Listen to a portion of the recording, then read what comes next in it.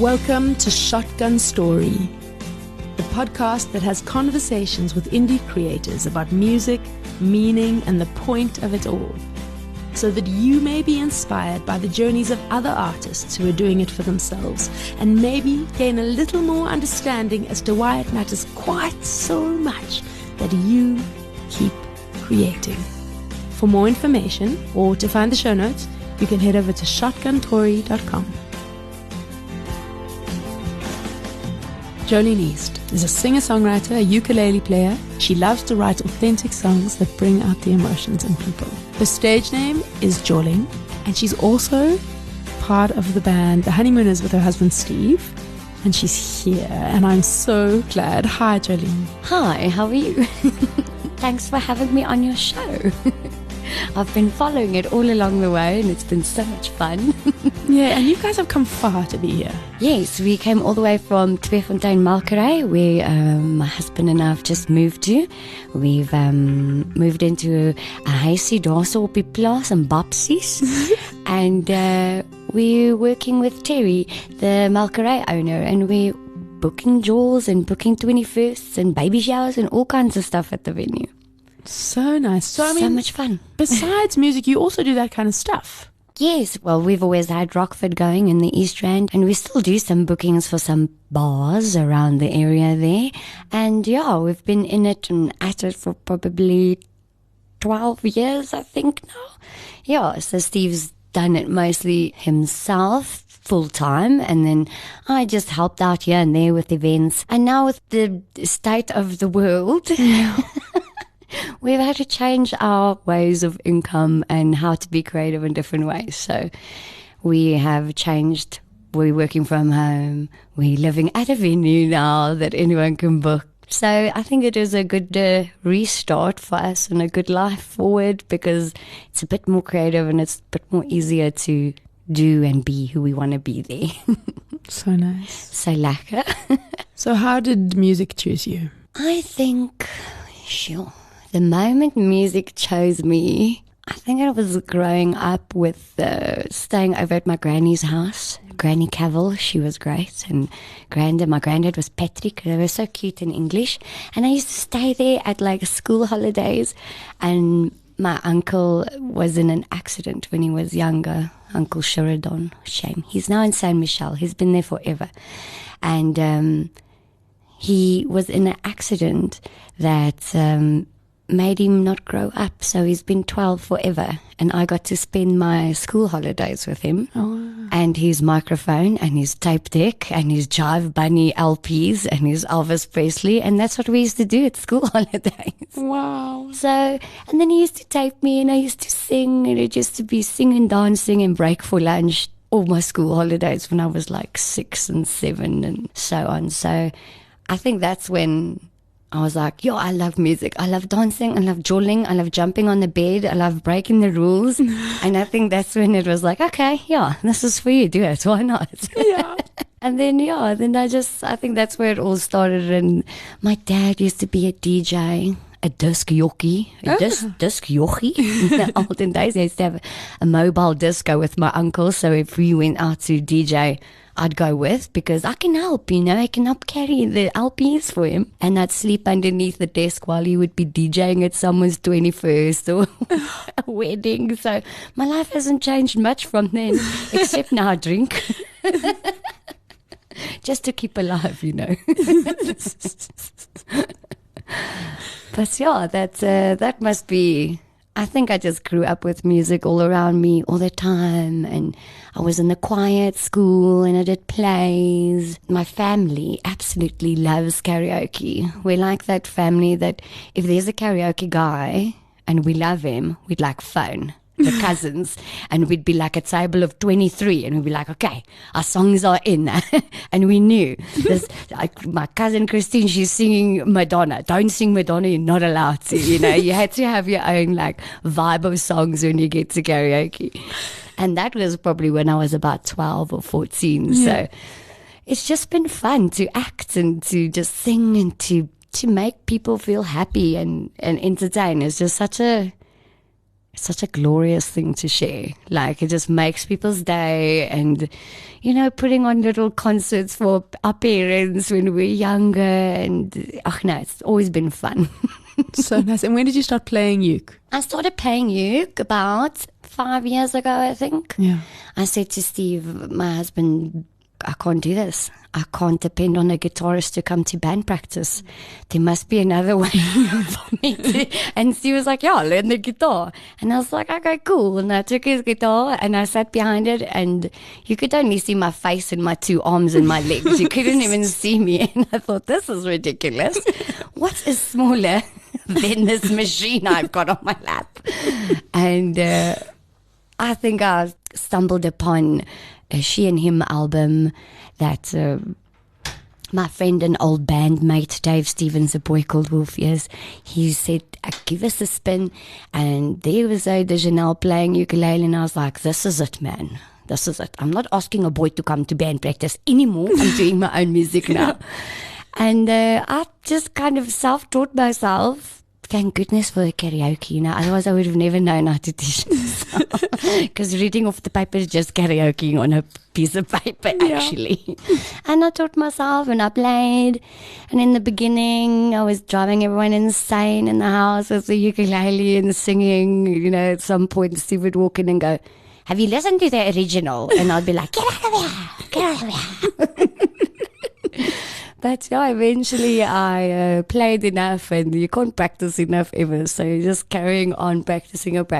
And it just helped me like write down my songs and kind of build them in the structure that I wanted them to, and make them work as like I wanted them to. And then when you have a band member coming out to actually play with you, jam with you, and create something, then they put their like aesthetics to it, which is quite nice, because then I like not knowing how the song is going to sound at the end. I don't know if that makes sense. Yeah. But like sometimes you like plan something in your head and you don't see the end product. You don't see the end picture, or you can't hear the end sound of it.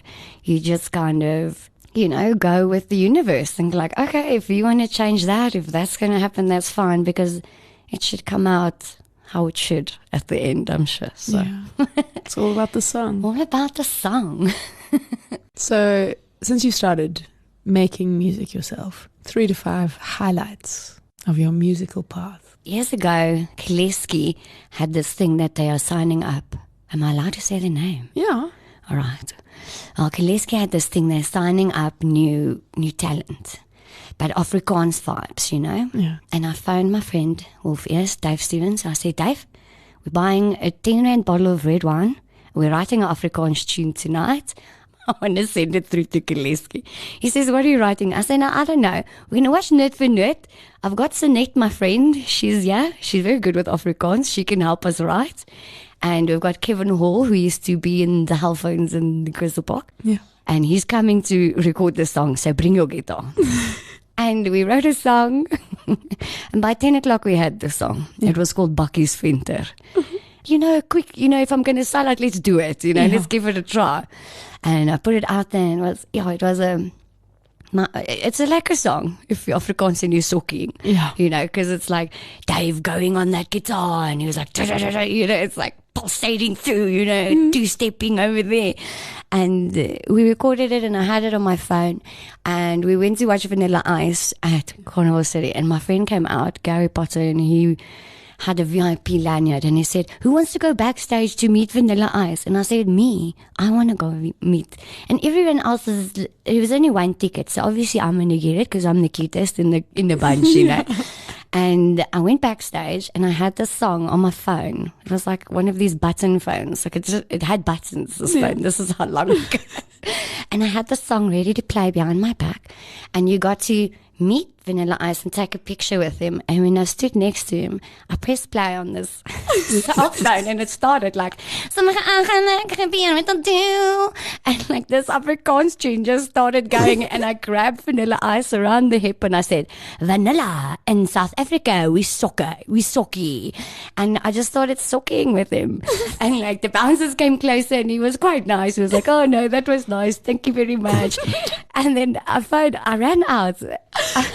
of this area, phoning Dave, going, Dave, we just went international with our song. I just took it to Vanilla Ice to it. And that was my top memory of being in music and writing songs. That was super amazing. And that will be my claim to fame story. I've sokkied with Vanilla Ice. For Afrikaans girls, quite a lot to say, you know. Mm-hmm. I mean, you always sokkie with the guy that can sokkie at a jol, you know. You don't walk up to Vanilla Ice and just go, hey, let me show you something. My second one would also be with Dave. It was when we played Oppie. Yeah. Played Oppie Stop Stage. It was 12 o'clock. It was such a lekker set. The rugby just finished and South Africa won. Thank goodness. Because the bar was full of the toppies watching the rugby at the top bar. So obviously now I had to turn on my Afrikaans and I had to get those out toppies outside to come jol. And they did. And it was amazing. We had such a lekker day. It was like the best day because we didn't have time to change even. From there, we had to run down. You were playing a set with Fred and Calvin. And then after that, it was Crystal Park with Short Straw. That was amazing. Yeah, that was like the best. That year was just one big jol. That was a good Oppie. I miss Oppie. Oh. And I think those two are my top now that I can think of. Musically, those two was quite lekker. There's probably so many more, but the tequila doesn't let me remember. So now, why do you do it? Why do you make music? Your ultimate why? What keeps you creating? It's not the most sensible way to make a living. No, definitely not. I think what makes me keep at it is the people. The people. Without the people, I wouldn't have songs. Without the people, I wouldn't have a vibe. Without the people and what I learn from people, I wouldn't have a catalyst for that magic. You know, I think music is just my catalyst, and getting like all the love and beauty that I learn from people around me, close to me. That's what I take in. Like that goes into my songs. That's 100% my energy. Yeah. Oh, it 100% is. And I mean, we pick up on it. Yeah. Definitely. Oh, we love you. Your songwriting process from first song idea to end result. How do you write? Well, sometimes I have maybe like a verse that will come to me and just like a note that pops up here and there. They kind of get stuck in my head and then I write them out. And then I go back to them and I'm like, well, this is a cool story. Let me expand on that. Yeah. And then I kind of just try and rhyme. Yeah. Like, I want to make this rhyme now. And I think it's a bit tricky being Afrikaans because my mind thinks in such different tenses. Yeah. Because the Afrikaans tenses are so different. And in Afrikaans, a thing could mean two things instead of one thing. Like one sentence could have like a double meaning, where in English it doesn't have that. So sometimes I would write it thinking of a double meaning in my head in Afrikaans, but in English it doesn't. So then I'll have to like change the story to be more descriptive. Yeah. So that's mostly my process, is just getting past that, my brain being a bit off. And what makes you write in English rather than Afrikaans? I think English is just a bit easier. I think easier because that's life. Life is my English. I'm very bilingual in my friends and my family around me. So I think Afrikaans could also be very beautiful, but I think of it more as a way of poetry than the music. Yeah, I'd rather sing in English and write nice things in Afrikaans. Yeah. Do you collaborate? I do collaborate. All my projects have just been collaborations. I don't have one band that runs throughout my life. Because it's nice to use different people for projects, because some people don't have the time or the means to get out there, to get on an album, and they're good. You must, this guy on my album, Luca, yes, man, he sounds like Stand Back, Albert Frost, kind of good, you know. Yeah. And he's from Korea, and he was just someone that came to an open night. We used to run open mic nights at Cool Runnings in Benoni. And he was just the guy that popped in and was like, can I play my electric guitar? And I was like, no, it's acoustic, you can't. And he's really good looking. He had beautiful eyes. And I was like, okay, but don't be loud, okay? And then we put him on and he played, and it was just, wow, this guy is amazing. Yeah. And I was like, hey, dude, do you want to come to the studio with me? And we went to Berryburg at the base station in Parkhurst, and we just spent the whole day doing Malchut there. And it was amazing. I was just like, how brilliant. And then we used to work with this one guy, Michael Eichbaum. He's also on my EP, plays piano. And he plays piano like rock and roll from like the olden days. It's so lacquer. Like, you know, when you imagine Great Balls of Fire and Jerry Lewis playing with his foot. That's this guy, man. That's Michael. So he's on the album as well. And I was so happy to like ask him, just come one day, you know. It's just like always, it's lekking gat. Come to studio, guys, come to studio. And then you end up with such a lacquer project. It feels like everyone's EP, you know. It's not just my EP. I was there and I had the songs. My piece in it was so basic. They're the ones that put the like cherry on top, as we might say, or some sprinkles on top. So talk about your EP, because that's just been released. Yes, it's just been released via Just Music. For the first time I ever recorded was on a Boy Called Wolf Ears album, I think. Or it was a Groove Assassins album, or it was something similar. The boys were doing some recording and singing via like 3 different continents, and I got to sing a chorus on something with Dave. Yeah, I sang, share your Coca-Cola, share your marijuana, but on pirate DVDs. That was my line. That's a good line. That's a good line. I went to Kensington and I recorded it there with Matthew Fink, and that was the first time I had ever recorded for an actual album. And I messaged Matthew and I said, remember you recorded me for the first time. Don't you want to master my stuff? And then he was like, this is so good, Joe. We'll give you a digital release deal from Just Music. Let me check it out and I'll get back to you. And I was like, yes. Okay, look, I've just asked for like, just master it for me, you know? Because him and Berryburg work quite well together with producing and mixing and mastering. And I just thought those are the 2 guys I trust, you know, with my product. And I sent it and they were like, yes, let's release it. This is lacquer. And Steve jumped on the artwork and he did some artwork for me on my EP cover.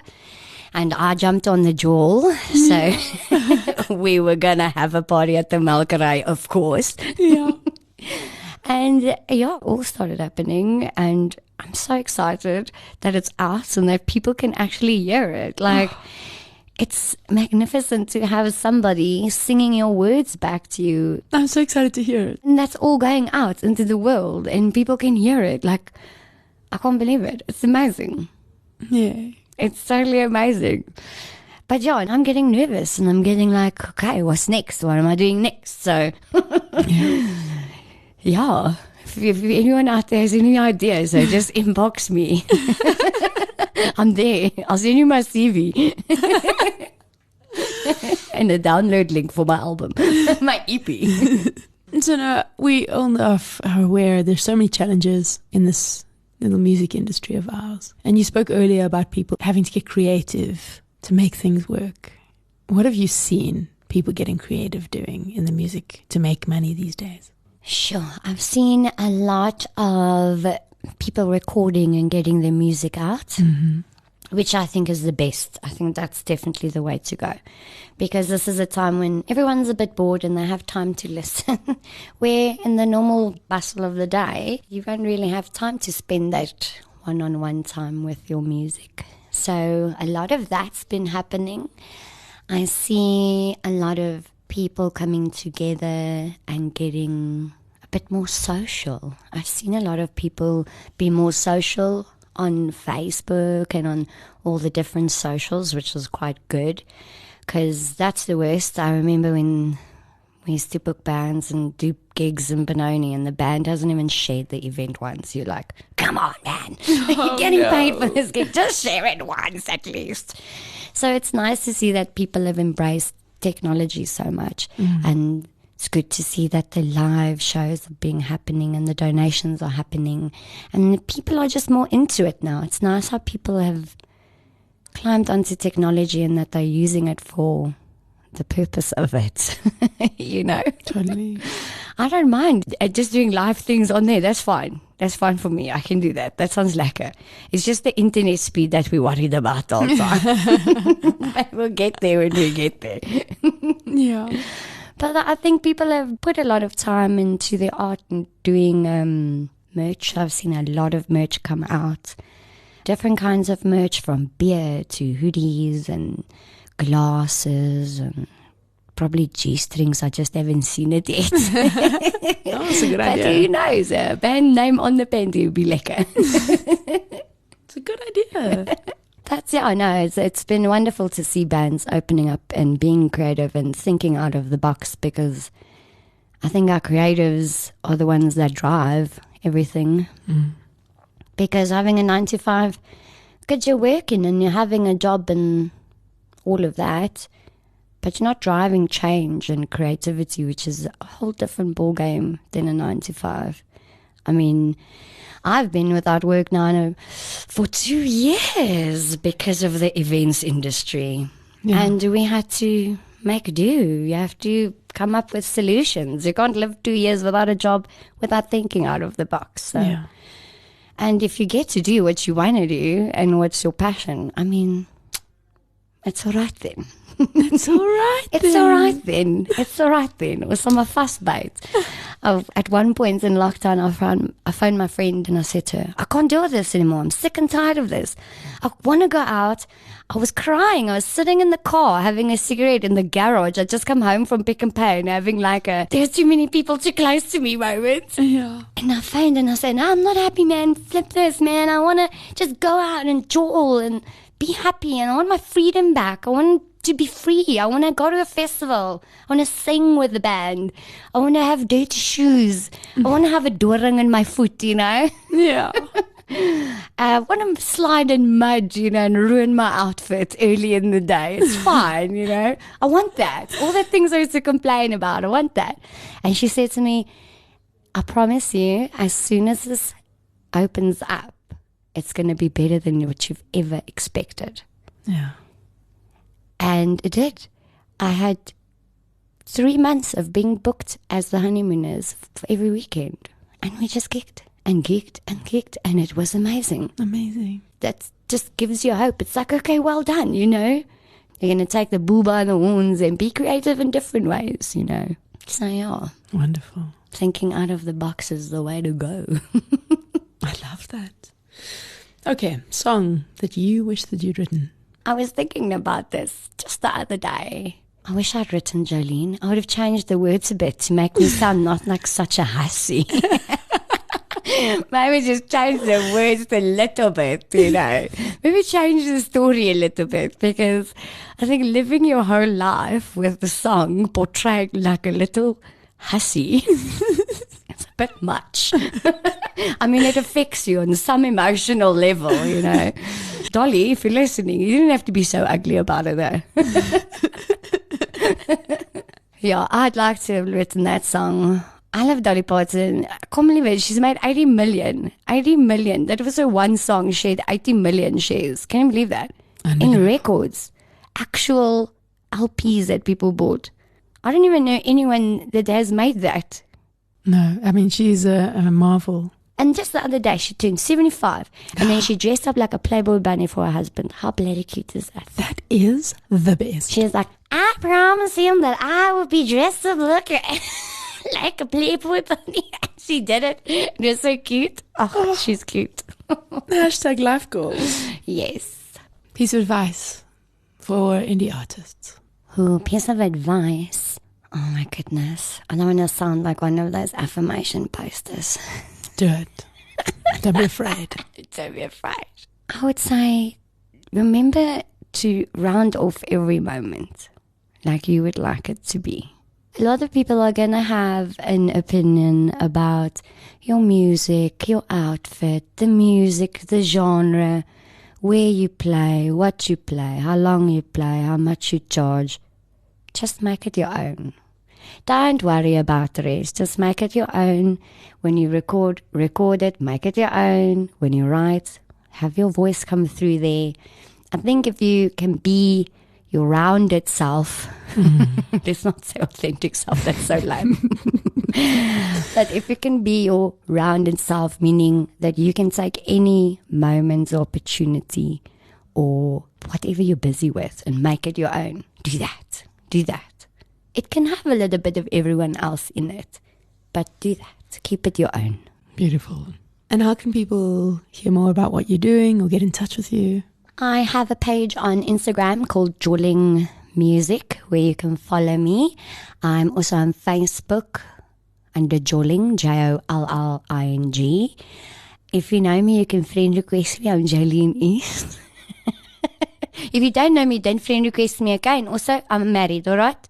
Just putting it out there. Watch out, guys. I've got a few music videos out that Rockford Media did for me. Mark Kretschmann and Chris DeSantos and Steve East, they're all teamed up as a Rockford Media team. And Chris is from Kabili Music Media House. Kabili Media House. And we did 2 cool music videos for me, which are on YouTube under the Rockford channel. Also, I play my songs live as the Honeymooners, so you might as well check out the Honeymooners band on Facebook and Instagram. Come to a Jol. And if you're looking for us, we're probably at the Melkery, so if you have a weekend off, just come there. We're there. And stream your new album and download. Stream it, download it. Listen to the whole song, guys. That's the thing. People don't know. Can't just listen and skip the whole time. Yeah. I've been hanging out with a bit of older crowd people because, life. Mm-hmm. And my husband's old, so all his friends are old. Yeah. And they have a different way of thinking, And some people are like, they'll listen to 10 seconds and be like, yeah, skip this song, skip this. And then I'm like, no. Just listen to the song. People are so weird. I hate that person at the party skipping songs. Mm-hmm. I'll punch that person in the face. I'm like, no, this is not what the song is for. You can't have 2 seconds of the song and go "When can you dance op die ene?" And then we must skip. It's not lekker. I'm not your remote. I'm playing the song. Listen to the song. Yes. Also, in terms of streaming algorithms. Yes, it won't pick it up if you don't listen to the full song. It doesn't pick it up. You will get penalized as a song. Well, all those 80s songs, I think all the middle-aged women that have been getting drunk on rosé and dancing in the kitchen, they've been screwing it up for the 80s decade because they just play the other one. Okay, Tony. Thank you. Pleasure. Yay, it's so nice to see you. It's lovely to see you. And I'm so happy I'm on the podcast. Just check me. We're going to play out with one of your songs from your EP. Yes, Yeah. we will. Can't wait. Enjoy, guys. If you are an independent artist whose passion for what you do can inspire or fuel others, get in touch. I'd love to chat. You can find me on shotguntory.com. You've been listening to another production from Solid Gold Podcasts. Walking down through this troubled town, I fear I'll have a pint or 9. This whole damn town crashing down. I can feel your eyes burning inside.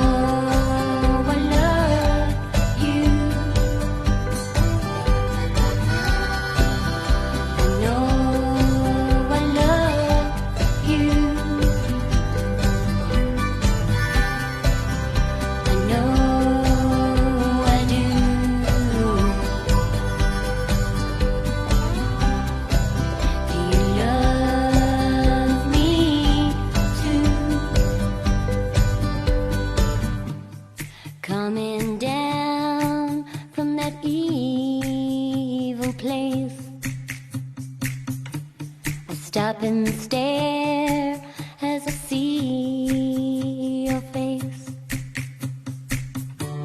Your eyes are scared as they stare off into space. I feel